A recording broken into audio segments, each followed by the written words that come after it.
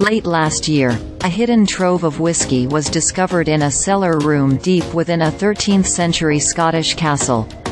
The liquid was subsequently tested and determined to have been distilled back in 1833, making it the oldest known Scotch in existence. Now 24 bottles of it are going under the hammer in a November auction.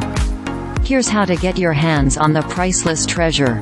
Well, it's not priceless, exactly.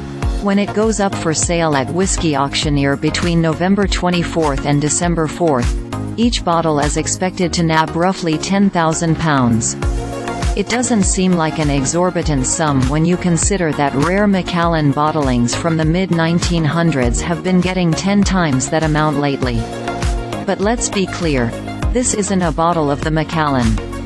In fact, nobody knows for sure where it was distilled, or even if it's a single malt, at all.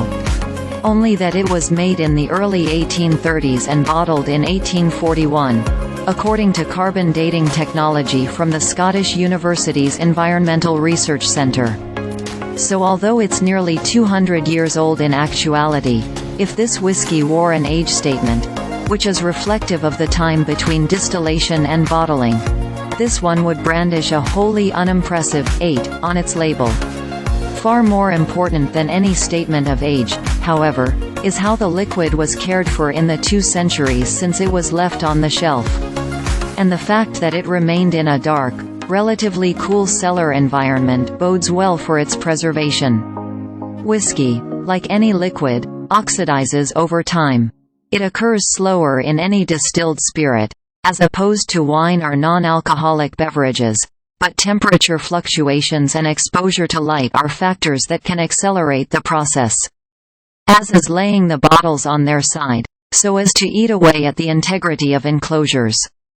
We can assume the whiskey in question was pretty good juice to start with, just on account of where it was found. Blair Castle is the ancestral home of the Dukes of Atholl. They've had some pretty distinguished guests throughout the years. To wit, it's even believed that Queen Victoria would have sampled this spirit alongside Prince Albert when she visited the property in 1844. Earlier this year, the contemporary keepers of the castle sought to gauge the quality of the whiskey. They enlisted the help of Angus MacRaild, who studies and specializes in old and rare whiskies. He noted that the liquid held weight and freshness and featured medicinal qualities, minus the presence of peat. Prior to auction, the alcohol was rebottled at the same proof point at which it was found. This exact number has not been disclosed, but it would need to be above 80 proof in order to legally be labeled a Scotch.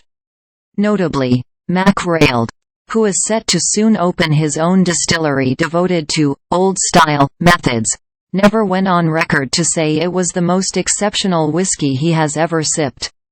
He merely pointed out what a privilege it was to try something so historic.